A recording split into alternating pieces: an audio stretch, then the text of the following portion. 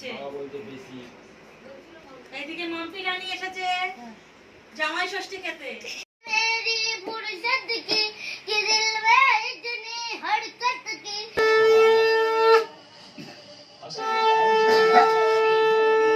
এতক্ষণ পর মনে পড়েছে আমি বলে দেওয়ার পর সব এসেছে, মিষ্টি মিষ্টি খেয়ে নিয়েছে, এখন প্রণাম করছে। বাবা ও জামাই কেমন খাচ্ছ? বলছিলাম মায়ের যে অ্যাক্সিডেন্ট হয়েছে দেখো কি হয়ে গেছে মায়ের পা। ও মেয়েরা কুড়ে তার জন্য জামাই কাজ করছে। দেখি দেখি মুখটা দেখি কি হচ্ছে কি।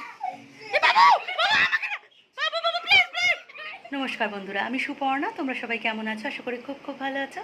আমার চ্যানেলে নতুন একটা ব্লগে অনেক অনেক ওয়েলকাম। তো প্রথমে আমার সমস্ত দাদাভাইদের জামাই ষষ্ঠীর শুভেচ্ছা অভিনন্দন জানাচ্ছি। তো আজকের দিনটা অনেক অনেক মজা করো, জমিয়ে খাওয়া দাওয়া করো, আর অ্যান্টাসিড খেতে ভুলো না কিন্তু, কারণ খাওয়া দাওয়ার চাপটা ঠিক আজকের একটু বেশি থাকে। অবশ্য আজকের আমিও যাচ্ছি জামাই ষষ্ঠীতে, সকালবেলা রেডি হয়ে গেছি। তো আমার তো দীর্ঘদিনের এই যাত্রা চলছে, অনেকটা বছর কাটিয়ে আসলাম এই জামাই ষষ্ঠী অনুষ্ঠানটা উপভোগ করতে করতে। মানে প্রত্যেকবারই এরমই হয়, গৌতমের থাকে অফিস আর সকাল থেকে আমিই চলে যাই, আমি আর মেয়েই মজা করি। সেই গৌতম তো বিকালবেলা অফিস থেকে এসে তারপর জামাই ষষ্ঠীর খাওয়া দাওয়া করে। তো হয়ে যায় মেয়ে ষষ্ঠী হয়ে যায় মোটামুটি মায়ের বাড়িতে। তো বোন খড়দা থেকে যেহেতু আসবে, বোনের আসতে হয়তো টাইম লাগবে। আমি যেহেতু ঘরের কাছে আমি একটু আগে চলে যাব। বুটুবাবু কিন্তু এক সপ্তাহ আগে থেকেই চলে এসেছে জামাই ষষ্ঠী পালন করার জন্যে। তো আমার ঘরেই ছিল, ওকে ওর মোষও দিতে গেল, মানে গৌতম দিতে গেল, মেয়ে গেছে ড্রয়িং ক্লাসে। আর এবার মায়ের শরীরটাও ভালো নেই, এদিকে ভাইয়ের বউ মানে মামুনও গেছে জামাই ষষ্ঠীতে। যথারীতি সব জায়গা তো জামাই ষষ্ঠী পালন করবে মেয়ে জামাইরা। আর মায়ের গত 1 মাস আগে মার বাবার সাংঘাতিক একটা বাইক অ্যাক্সিডেন্ট হওয়াতে মায়ের পাটা অনেকটাই পুড়ে গেছে। সেসব বিস্তারিত কথা আমি ব্লগে একটু একটু করে শেয়ার করতে থাকবো। তো আপাতত ব্লগটা এখান থেকে স্টার্ট করলাম, দেখতে থাকো। চলে এসেছি বাপের বাড়ি, পায়ে হাঁটা পথ, তাই বেশি সময় লাগে না। মায়ের এই পেঁপে গাছটায় কত পেঁপে ধরেছে। অন্য সময় ডোডো কিন্তু আমার আওয়াজ পেলে দৌড়ে চলে আসে ওয়েলকাম করতে, যেহেতু ডোডো নেই তাই ওয়েলকাম করারও কেউ নেই। ভুটুবাবু রাতেবেলা আমার বাড়িতেই ঘুমাতে গেছিলো, কিন্তু এখন ফোন ঘাঁটতে এতটাই ব্যস্ত আর আমাকে চিনতে পারছে না। তোমাদেরকে তো আগেই বলেছি মায়ের শরীরটা একদমই ভালো নেই, তার মধ্যে একা হাতে সবটা সামলে নেওয়া খুবই অসম্ভব। তাই ব্রেকফাস্টটা এবার বাবা বাইরে থেকে কিনেই এনেছে। কি খাবি? হ্যাঁ, কিচ্ছু না, বল কি খাবি? এখানে রয়েছে পেটাই পরোটা, এইখানে রয়েছে ঘুগনি, এখানে রয়েছে নান তোর জন্যে। কি খাবি? বাবাকে ব্রেকফাস্ট দিয়ে দিয়েছি, এবার তোমাদের গৌতমদার জন্য ব্রেকফাস্টটা গুছিয়ে নিয়েছি। একজন এখানে খেতে ব্যস্ত আর একজন এখানে না খেয়ে শুয়ে আছে, খাবে না। ওর খুব দুঃখ মনে, ও জামাই ষষ্ঠীতে যেতে পারেনি বলে। বিয়ে দিয়ে দেবো ওকে। বিয়ে করবি বুটু? বিয়ে করবি? বিয়ে করবি? জামাই ষষ্ঠী যাবি?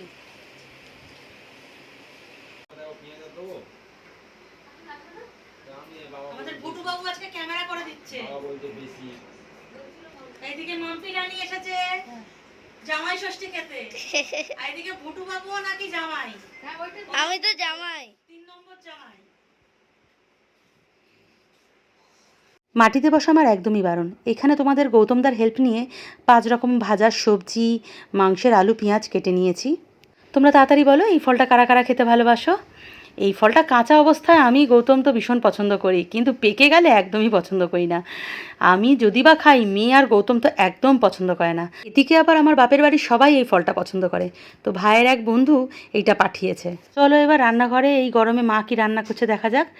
ভাত হচ্ছে, ডাল হয়ে গেছে, দই কাতলা হবে, মাছ ভাজা হচ্ছে।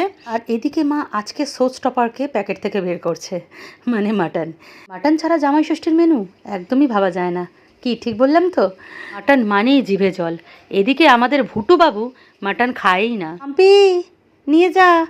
তো আমাদের মাম্পি রানী এসেছে আজকের ভুটু বাবুর সাথে খেলার জন্যে, আর আজকে লাঞ্চও করবে আমাদের সাথে।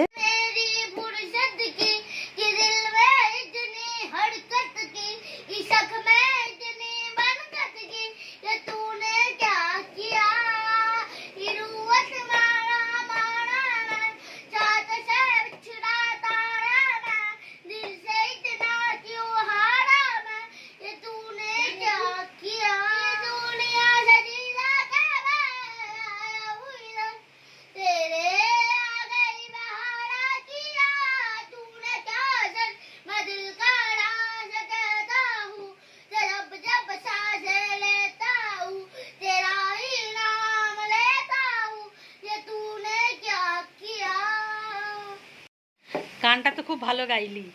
এবার 9-এর টেবিল বল, বল 9-এর টেবিল বল। গানটা তো খুব মুখস্থ গাইলি, এবার 9-এর টেবিলটা বল। হ্যাঁ, 9 1 যা বল, হয়ে গেল। সিঙ্গার, সিঙ্গারের দম শেষ। সিঙ্গারের সামনে দুটো দাঁত পড়ে গেছে, নিচেও দাঁত পড়ে গেছে।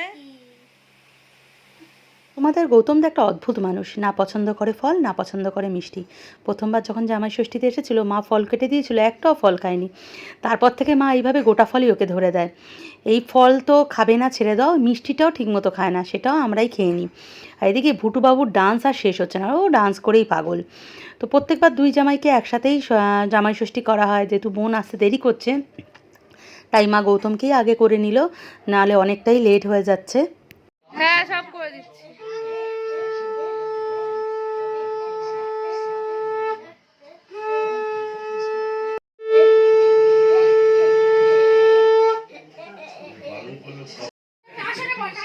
জামাই ষষ্ঠীতে কিন্তু প্রত্যেকের একটা আলাদা আলাদা নিয়ম থাকে।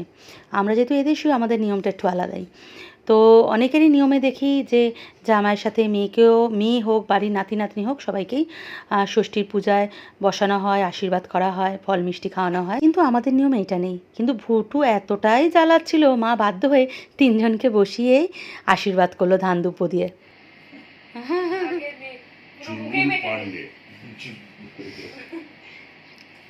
ইস, চোখ ফোক কেমন করছে বাবার দিকে। চুলবুল পান্ডে, চুলবুল পান্ডে না, উষান পান্ডে।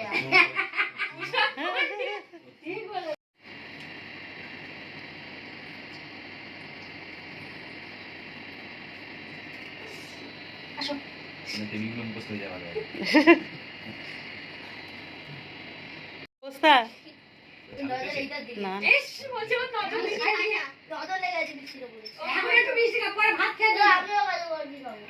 ও মা কাজু বরফিটা ভাগ করে দিই দাও তিনজনের গালে একটু একটু করে। ফুটু, জামাই ষষ্ঠী হলো? হ্যাঁ বলবি তো? প্রচুর হলো। আরে বাবা, লাইন দিয়ে সব এতক্ষণ পর মনে পড়েছে আমি বলে দেওয়ার পর সব এসেছে, মিষ্টি মিষ্টি খেয়ে নিয়েছে, এখন প্রণাম করছে। বাবা, আজকে স্পেশাল মেনুতে ছিল ভাত, উচ্ছে ভাজা, ঢ্যাঁড়স ভাজা, বেগুন ভাজা, পটল ভাজা, স্যালাড, পাঁপড় ভাজা, ডাল, দই কাতলা, মাটন, আমের চাটনি আর লেবু। জামাই খাবে বলে জামা কাপড় চেঞ্জ করে হাফ প্যান্ট আর স্যান্ডো গেঞ্জি পরে নিয়েছে, বেশি বেশি খাবে বলে। আর আরেক জামাই কি করবে বুঝতে পারছে না, দৌড়াদৌড়ি লাগিয়েছে। এই ঘরের মেঝেতে তিনটে খেতে বসে পড়েছে, যেহেতু এখানে এসি চলছে। আর এই ভুটু বাবুকে, ওকে জামাইয়ের মতো থালা সাজিয়ে দিতে হবে। গৌতমকে যেমন থালা সাজিয়ে দেওয়া হয়েছে সেরাম খাচ্ছে দেখো।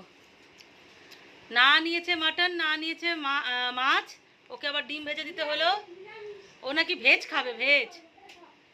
ওই লেবু দিয়ে আলু ভাজা, ঢ্যাঁড়স ভাজা খাচ্ছে। মাম্পি, রান্না কেমন হয়েছে? জ্যামার রান্না তো ভালো হয় বল। সব থেকে বড় জায়গা নিয়ে মহারানী বসে আছে। কিরে, কেমন হয়েছে? তো সব ভালো। থালা চেটে পুচে খেয়ে নিচ্ছে আরেকজন। ও জামাই, কেমন খাচ্ছ? খুব ভালো। এখানে তো প্রায় এদের খাওয়া দাওয়া কমপ্লিট, এখনো আমার বোন এসে পৌঁছায়নি। ও তো খর্দা দিয়ে আসছে, আর ও গাড়ি করেই আসছে, মানে 2 হুইলার স্কুটি করে আসছে ও আর পলাশ। তো পলাশ এত স্লো গাড়ি চালায়, এমনি ওইখান থেকে আসতে ওদের 3 ঘন্টা 3.5 ঘন্টা লেগে যায়।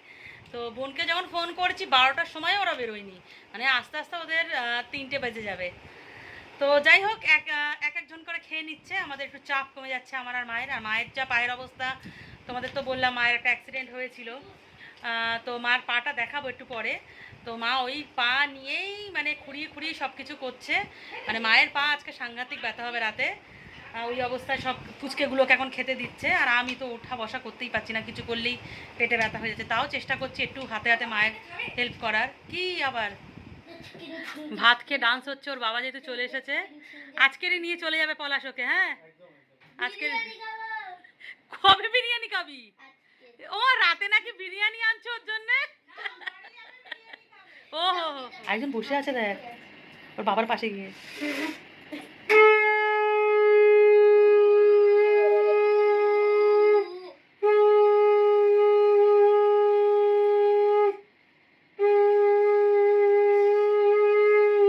ও বাবার কপালে হাতে। ও মা, দইটা কিন্তু পলাশকে খাইয়ে দাও মা। দইটা দইয়ের জন্য বসে আছে। বলছিলাম মায়ের যে অ্যাক্সিডেন্ট হয়েছে দেখো কি হয়ে গেছে, মায়ের পা পুড়ে গেছিল, এখন তো শুকিয়ে শুকিয়ে হয়ে গেছে, তাও এইটা দেখো কেমন হয়ে গেছে। একটা বিশাল বড় অ্যাক্সিডেন্ট হয়েছিল মা, গড়িয়ায় হয়েছিল না, গড়িয়া ব্রিজে, ঢালাই ব্রিজে অ্যাক্সিডেন্টটা হয়েছিল। মামা বাড়ি দিয়ে মা বাবা বাইকে করে ফিরছিল, মানে আরেকটু বেসামাল হলে বাবা মাথাটা পুরো লরির চাকার তলায় চলে যেত। ওইটাই সেভ করতে গেছে মা, বাবাকে ধরতে গেছে, সাইলেন্সারে, গাড়ির সাইলেন্সারে পুরো মার পা পুড়ে গেছে। যাই হোক, একটা বড় ক্ষতির থেকে এই ক্ষতিটা হয়েছে, কিন্তু তাহলেও মায়ের পায়ের অবস্থা খুবই খারাপ। মানে এটা কতদিনে সারবে কি হবে আমরা কেউ জানি না, খুবই অবস্থা খারাপ। মা ওই পা টেনে টেনে কাজ করছে, হাঁটলেই পা ফুলে অনেকটাই বেলা যাচ্ছে। হয়ে গেল, প্রায় 4টে বাজে খেতে বসে পড়েছি। আর মা দুই জামাইকে কিন্তু টাকা দিয়েছিল, সেটার ভিডিও করে দেখানো হয়নি। প্রত্যেকবারই মা টাকা দিয়ে দেয়, নিজের পছন্দের মতো কিছু জিনিস কিনে নিতে বলে। আর এবার আমি আর গৌতম একদম খালি হাতে এসেছি জামাই ষষ্ঠী করতে। মাকে বললাম চলো একটা তোমার পছন্দের শাড়ি কিনে দিই। মা বললো আগে তুই ভেলোর থেকে ট্রিটমেন্ট করে আয়, তারপর দেখা যাবে। আর গতকাল যা বৃষ্টি হচ্ছিলো, মিষ্টিও কিনে নিয়ে আসতে পারিনি আমি। জামরুলগুলোর কালার এত সুন্দর লাগছে, দেখে খেতে ইচ্ছা করছে। ভাত খাওয়ার পর সব ফলের ওপর অ্যাটাক করা হচ্ছে। জামাইরা তো আর ফল খাচ্ছে না, বাচ্চা কাচ্চা মেয়েরা ফল খেয়ে নিচ্ছে। জাম খাচ্ছে, জাম, লিচু খাওয়া হয়ে গেছে।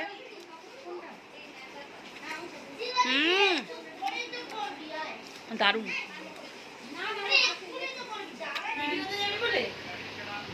কি করছি ক্যামেরাম্যান? তাহলে শ্বাস কাটছো। মহারানী আর মহারানীর বাবার জন্য, বুঝতে পেরেছিস? মহারানী আর যে ভিডিও করছে তার মায়ের জন্য, বুঝতে পেরেছিস? বেলা খেয়ে দিয়ে জামাই রেস্ট নিয়ে এই জামাই ষষ্ঠীর মিষ্টি কিনে নিয়ে এসেছে। এখানে আমাদের বাড়িতে সবাই হলদিরামের মিষ্টি খেতে ভালোবাসে, বিশেষ করে কাজু বরফি, কিন্তু হলদিরামের আউটলেট আমাদের আশেপাশে একদমই নেই। সেই বালিগঞ্জ ফাঁড়ি না গৌতম, বালিগঞ্জ ফাঁড়ি থেকে গৌতম এই কাজু বরফি এনেছে, যেটা ভাই খেতে ভীষণ ভালোবাসে। ইভেন মা, বোন, বাবা সবাই, এমনকি ভুটু আমার মেয়ে সবাই। আর এইখানে কেসার লাড্ডু, যেটা আমি ভীষণ পছন্দ করি, কেসার লাড্ডু। আর এইখানে আবার ভুটুর জন্য, ভুটু কালকে খাবে বলেছিল, তার জন্য নিয়ে এসেছে হট গোলাপ জামুন। সবার চা খাওয়া কমপ্লিট, আর আমি আর মেয়ে এখনো চা খাইনি। এখন মা মেয়ের জন্য চা খাবো। চায় কাপ করে তো দুজনে মা মেয়ে জমিয়ে ঘুম দিয়েছি, তাই তো। আর উৎসা আজকে লেন্স কাটে, চশমা দেখতে গেছিলো, অলরেডি চশমা অর্ডার করা, তাই তো। এবার উৎসার নিউ লুক দেখতে পাবে দুদিন পর, সেটা তোমাদের সাথে শেয়ার করবো। নিউ লুকে উৎসাকে কেমন লাগে। কি হয়েছে? ও আবার গৌতম বলছে নিউ লুক পেতে গেলে চশমার পয়সা পেমেন্ট করতে হবে। আর এই আরেকজন ফেমে আসার চেষ্টা আজ করছে। সারাদিন ফল মিষ্টি খেয়েই থাকে, কত বারণ করি তাও শুনতে চায় না, উপোস থাকে। সে দুপুরবেলা একটুখানি ফল খেয়েছিল, এখন বোন কাজু বরফির প্যাকেটটা কাটছে। মাকে অনেক জোর করাতে একটা কাজু বরফি খেয়েছিল, কিছুই খেতে চায় না, সারাক্ষণই কাজ করে যায়। আর কি বলবো, এদিকে কেসার লাড্ডুর প্যাকেটটা দেখে আমি তো ভীষণ আপসেট হয়ে পড়েছিলাম। যে লাড্ডুটা খাই সেটা একদমই এটা ছিল না, এতে কোনো ড্রাই ফ্রুটসই ছিল না, সামান্য কিছু কাজু বাদাম ছিল।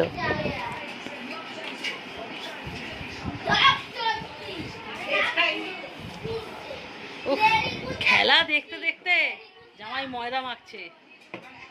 ও জামাই, কি হবে জামাই? ও মেয়েরা কুড়ে, তার জন্য জামাই কাজ করছে। দেখি দেখি মুখটা দেখি, এ মুখটা দেখি একটু, দেখি দেখি জামাই। তাই তাই জামাই। আর এইদিকে আমার মা সেই পা নিয়ে আজকে সকাল থেকে না খাওয়া দাওয়া, যেহেতু ষষ্ঠী সেহেতু মা তো কিছু খেতে পারবে না, উপোস রয়েছে।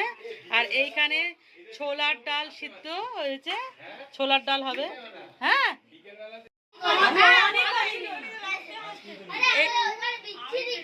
এইখানে বিশাল কনভারসেশন, রাতে লুচি খাচ্ছে।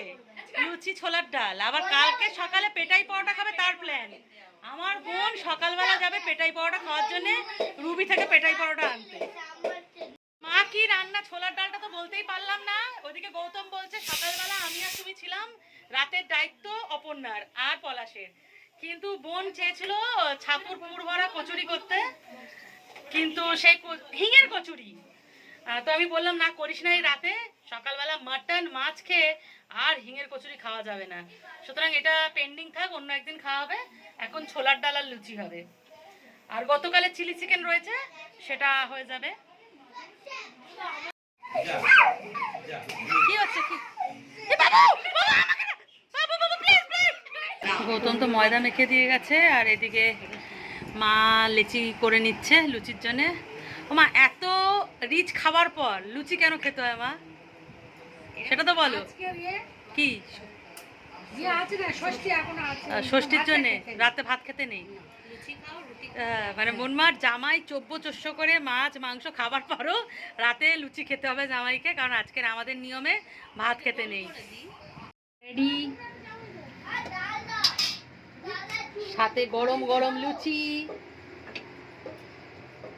আর রান্নার দায়িত্বে এখন অপর্ণা দাস। সামনের দিকে ঘুরবেন না অপর্ণা দাস, যেহেতু নাইটি পরে আছেন, ব্যাক সাইড দেখাচ্ছেন অপর্ণা দাস। মোবাইলে খেলা দেখতে দেখতে গৌতমবাবু লুচি ছোলার ডাল সাথে মাংস দিয়ে রাতের ডিনারটা করছে। লুচি খেতে একদমই পছন্দ করে না, নিরুপায় হয়েই খাচ্ছে। লাইট চাটকে বুড়ো আঙুল দেখিয়ে আমিও ডিনারে নিয়ে নিয়েছি লুচি ছোলার ডাল সাথে চিলি চিকেন। বাড়ি চলে এসেছি। আজকের আমার মিঠু একা একা দিন কাটিয়েছে। কি রাগ হয়েছে? হ্যাঁ, রাগ হয়েছে? মা বলছিল এখানে থেকে যেতে, কিন্তু আর ইচ্ছা করলো না। যা গরম পড়েছে, একটু ফ্রেশ হওয়ার দরকার আছে। আর আমি একটা নাইটি নিয়ে গেছিলাম মাত্র, কুর্তি পরে গেছিলাম যেহেতু। তাহলে না, বাড়িতে ঘুমিয়ে মজাই আলাদা। বাড়িতে এসে চালিয়ে ভালো করে ঘুম দেবো। নিয়ে যা করছে এরা বাবা আর মেয়ে, এদের মতো মানে ফালতু হয় না। এত অশান্তি করছে। কত মানে এসিটা চালাও তো, ও একটুখানি ওটা বন্ধ করে এসিটা চালাও। যাই হোক, তো চলো ভাই, আজকের ব্লগটা এখানে এন্ড করছি। বাবা মেয়ে এখন এসব তর্কযুদ্ধ থাকবেই। আর কি আর বলবো, আমার এখন মাথায় কিছু কাজ আসছে না। এই গরমে হেঁটে এসেছি, সব থেকে ফার্স্ট টাইম নাইটি পরে এসেছি আমি। রাত্রিবেলা নাইটি পরে চলে এসেছি। হ্যাঁ, নাইটি গার্ল হয়ে গেছিলাম আমি। এখন একটুখানি ফ্রেশ হয়ে ঘুম লাগাবো। আর যদি কালকে শরীর ভালো থাকে তাহলে ব্লগ নিয়ে আবার কালকে আসবো। চলো ভাই, গুড নাইট।